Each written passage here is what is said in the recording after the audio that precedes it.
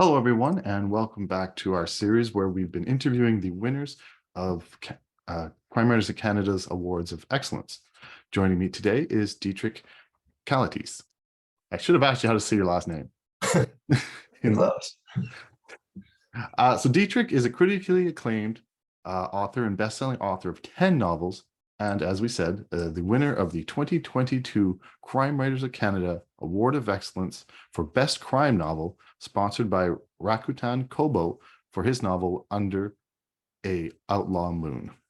Obviously, Dietrich, we're going to talk about that novel, but we should also touch on the newest one that you have out right now, and some of your projects that keep you very, very busy.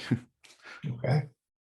So as I read the description of Under the Outlaw Moon, and I'll read it out for everybody, meet Depression-era newlyweds, Benny and Stella. He's reckless, she's naive. Longing for freedom from tough times, they rob a bank, setting off a series of events that quickly spin out of control. Now, I have to admit, I couldn't help thinking, reading that, like, hey, you're just ripping off Bonnie and Clyde. But then I started reading the book a little bit, and I learned that actually Benny and Stella May Dixon were real people. So sort of two questions. Can you tell us a little bit about Bad Benny and Stella, but also what inspired you to write their story? Well, I'll tie those two together, Eric. I was doing research for another book called Down the Thunder, set in the same era, and I just came upon their story. And they're very young. I mean, she wasn't 16 yet when I think they robbed her. They did rob the bank, their first bank, on her 16th birthday. But very difficult times, and they only robbed the two banks, and not a shot was fired. And they just seemed like regular people. They found themselves on the FBI's most wanted list, and a manhunt ensued that just seemed unfair. I mean, there was they did cross a state line, and that brought the FBI into the picture, and Hoover just seemed to make a project out of them. So as I dug up more about them, it just sort of piqued my interest, and I thought this would make a great story. Just need to connect a few dots, and but the characters kind of, as I was starting to write the book, the characters just kind of became very real to me, and the dialogue came together quite easily. And it's actually interesting. I followed the history of what ensued, and that's very unusual for me to not make it up as I go. So yeah. There's a grittiness to all your stories, and you also have like short, concise sentences. I couldn't help think about Elmer Leonard, sort of a similar style. I'm fairly certain I'm not the first person to tell you that, though, right? I've heard that. Yes. I assume so. So my real question is, does it annoy you when people say that to you, or is it sort of a compliment because Elmer Leonard's such a fantastic author? It doesn't bother me. I take it as a compliment. I'm certainly inspired by his work and others. He's a master of the craft, and he was so good at dialogue and moving a story along without a lot of extra words. And I think that's what I really liked about him, the cleverness behind that, and just saying what needed to be said and no more. Yeah, I was a review for one of your books where they said everybody wants to write that way, but it's really a lot harder than it looks. So.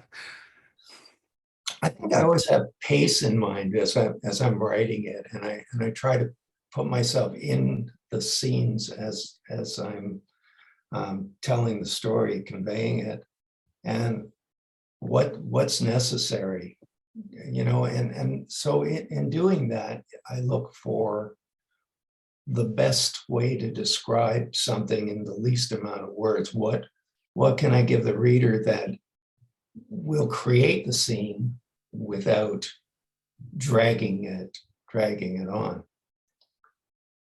Well, let's talk your new book, Nobody from Somewhere. First off, as always, great title. I think if there ever was a lifetime achievement award for great titles, you'd be a contender for that one, because so many good titles. But it makes you ask the question, like, who is the nobody from somewhere? And I also know there's two title characters. So tell us a bit about the book, but also, who is this nobody? Well, it's not one person. It's I think the idea of it is the main character, Fitch, is as the story unfolds, he's just been told that he has terminal cancer. He's been living in a Winnebago. He's a widower. Just kind of wants to be left alone, and so he's got that bit of bad news, and he comes upon a runaway teenage girl who's in trouble with she's seen something that she shouldn't have seen, and there are people after her. So he steps up and saves her, and the two of them end up forming a bond as they're pursued by these thugs. Excellent. I think you do a very good job of not giving away too much, but telling us a fair amount at the same time. You should write Hollywood I can Trials. go on. No, that's just right. Let's talk about some of your blogs then, because if you're not a prolific writer, you're also a prolific blogger. So Off the Cuff is an interview series for crime writers, or that you interview crime writers. You have a goal of writing twice a month, which is extensive. All of them are still sort of on your homepage, and I kept scrolling down and it kept going. So there's a lot of work that you've done there. And you've maintained this for several years. So speaking from experience as somebody who does interviewing, I know that this is sort of a labor of love, but it's also very intensive. So what keeps you motivated to continue doing this blog? I find it interesting. Just what I'm doing now is sort of focusing on authors who have new books coming up, and and as to what you're saying, I've done this. I don't know how many years, 8 years, 7, 8 years, is coming up with fresh questions, and yet a lot of the same questions need to be asked, right? Mm-hmm. Like, what's the novel about, and so on. But I guess in a way, I've had authors from sort of all ends of the spectrum, and not necessarily just crime, just whatever's interesting, writer friends, that sort of thing, and people who have a debut novel who should be heard, and so on, or somebody I've read that I really admire. Well, if that's not enough, you also contribute to a site called 7 Criminal Minds. At this point, though, there's more than 7 of you. And there's no real reason why you'd have to do this. So Criminal Minds or 7 Criminal Minds responds to a question about writing, reading, murder, and mayhem. I'm assuming either from the audience or somebody's moderating this.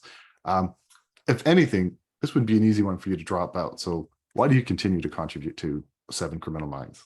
It's fun, and we have this camaraderie sort of behind the scenes, and we take turns coming up with the questions, and there too trying to keep the questions to not be repeat questions, because some of us, actually quite a few of the people have been there longer than I have, and I've done it for a few years.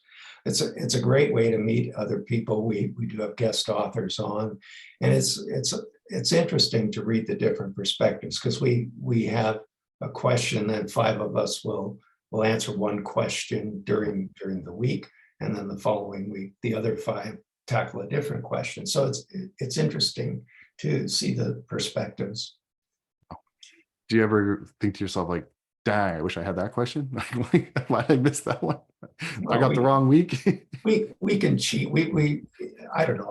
I'll speak for myself. I do divert a little bit sometimes if it's a question that it's just doesn't really pertain to what I'm doing, well, we're free to, change this, if you can't answer, or you find somebody that it would fit and ask them if they want to be a guest. And it keeps it interesting that way too. Yeah, excellent. Yeah, I think your most recent question that you just posted the other day was just how technology has changed the Right. writing business. Yeah, and I can, I started with a pencil, so I can write about that.